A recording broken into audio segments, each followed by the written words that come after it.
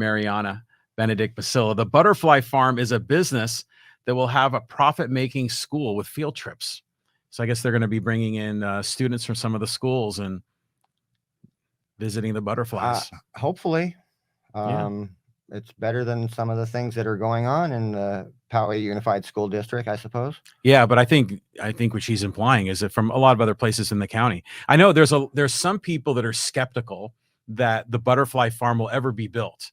They just think it's a marketing gimmick that was used to get the proposition to pass. But I wouldn't doubt that, and it's quite possible that that might be true. Yeah, so I guess we'll find out when the first rebar is installed. So I guess it's trust but verify. I don't know what it is, but we're going to find out. Well, I said it. I mean, let's just say it got built and then nobody cares and nobody's going, kind of like a council meeting. Then, yeah, they're going to tear it down and they're going to build like 5 houses on that spot. I wouldn't be shocked. Yeah, that's definitely possible. It's kind of like what they're doing in Carmel Mountain Ranch, how they're filling in that golf course. Oh, Mr. Schlesinger owns that, or did own that property, I believe. The Carmel Mountain golf. I know he owns the Eskin. Oh, where the double tree is. I'm not 100% sure, so I don't want any litigation. But from what I've heard, I could be wrong, that Schlesinger bought the double tree, and they're building houses right now as we speak. Wow. Well, he's got a lot going on. Yeah. I mean, he's made friends in Los Angeles and San Diego County. So one other comment about Schlesinger is that when the proposition was put forward, we were told that McNamara would be, in charge of the project and Schlesinger would be out. But apparently Schlesinger is still involved. Is that true? From what I understand, but again, property rights. But wasn't that in the language of the proposition that the voters voted on? I'm not sure if it was exactly in detail in the document itself. I have to read it again, and that was like a few years. But again, property owners' rights. Why is he obligated to sell 100% of it? Maybe he sold 10% or 20% or 50%.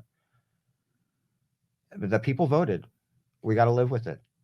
At the time, I wasn't happy with the farm. I was one of the 37%. But the next day, I got over it. I think maybe we should all try and just move forward. That's a Glenn Fry song, isn't it? Get over it. Okay, here's a couple more here. This is another one from Ed Franklin. Yuri is growing up right in front of us using common sense. So Ed's a fan. Thank you, Ed. Mike Devine chiming in. And this is one of the few forums that Mike Devine is not banned from. Yes, and mine as well. The City and the Country Forever. I'll tell a funny story before we read his question. Okay. About a little over a year ago, I think, my Facebook group, The City and the Country Forever, was a public group where anybody could join. And my friend Mike Devine was doing his usual chatter with Christopher Olps, of all people. And I don't remember the specifics, but they were going back and forth. And I didn't want it to be, like you said, a boxing match. So I kind of made a Facebook GIF that showed like 2 guys shaking hands. And I'm like, let's just make the peace. Yeah. And I didn't even think any more of it. I went and had something to eat, and I came back on Facebook, and I was going to go on Poway Neighbors. I couldn't find Poway Neighbors. What happened to Poway Neighbors? I've been on there for like a year or 2. I type up, it's like Poway Neighbors doesn't exist. Oh. Then I found it. I resubmitted like applying. An hour later, I got accepted like 10 minutes later, and then I went and did something. I went and checked Poway Neighbors, and then it was completely gone. And I'm like, how did I get banned? Just because I know Mike Devine, I get banned from a Facebook group? I defend people to have peace and not fight. A lot of people on my Facebook group wanted me to kick out Mike Devine. I wasn't going to kick out Mike Devine. If he did something really bad, yeah, I would. But he made his opinions.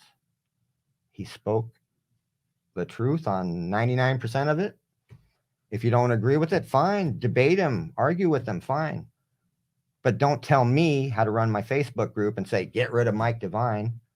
If he pisses me off, I know this is, well, it's after 9. If he Sorry, we started a little late. Then yeah, I would kick him out. Now, my Facebook group used to be open to the public, and then people like Mrs. Olps, A whole bunch of other Kool-Aid gang people were using profanity on my group. So yeah, I blocked them. I had to. This was not an X-rated Facebook group with just vulgarity and profanity. So yeah, I turned it into a private group, so that way it wouldn't get out of hand. Mm-hmm. And for the record, I was banned from Poway Underground first, or blocked and banned, before I blocked and banned Christopher Olps, for the record. Because had he not blocked me, I would not have blocked him. But the drama, the Facebook drama. Su casa. Okay. Yeah, it's crazy. You know, it's interesting too. It's like, you know, the Poway Neighbors group, by the way, is a really great Facebook group. It used to be for me, but now I can't get into it. It's too bad. They're really hardcore about no politics. Oh, but I didn't even post anything on there. So, it's because some of the administrators are friends with Christopher Olps. And that's why I get banned by a group I didn't even have a problem with. Wow. But that's okay. You know, if I ever need a handyman or, you know, a plumber, there's still a Yellow Pages. Really? Well, you could Google it for sure. Well, that too. Yeah, and there's a bunch of other Poway groups that are kind of like that. No, you know, all the other Poway groups are fine. I haven't had any issues. Yeah. The Poway Community and Neighbors. That's a good one. That's another one. And and just full disclosure, I'm an administrator as well. And it was because the guy that started it, he said, "I'm overwhelmed. Can someone help?" And a few people jumped in, and we just kind of took over. Yeah, we just kind of make sure the rules are followed. Is all. You know, keep the companies and their business ads on Fridays only, and that sort of. And what's up with all these people trying to get all the lint and dust out of our ventilation systems? Those guys are aggressive. Anyways, I digress. Okay, so let's get to Mike's point here. Sure. Sorry, Mike. And where was it? And here it is. Mike Devine says, the lady at Stoneridge has a lot of political clout. Have we determined that the 40-foot setback was really true? So, again, I don't know the answers to this. Yeah, I'm not sure either, but she was very passionate, and I was there. I saw it, and I even watched it on the replay, and she has every right to be upset. And I think even Mayor Voss said they're going to look into it with the owners of the property, the developers, everything, and they're going to try to make some type of concession to make that lady and her family, if not happy, at least content. Yeah, so I mean, Mike goes on to say setbacks generally cannot be changed, but it goes against the narrative.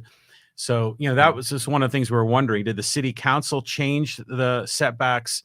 Did a bureaucrat in city halls change the setbacks?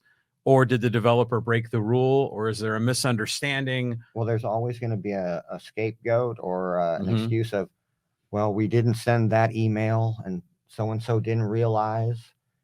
Whether that's true or, you know, whether it's deliberate or incompetent, either way, a family is upset. And I believe even Mayor Voss said something to the effect like they're going to look at maybe putting trees to have more privacy where nobody can look into the lady's backyard. And I hope something like that happens. Yeah, I hope so too. It's got to be rough on those property owners because they bought homes on a golf course for a reason. Then the world changed on them.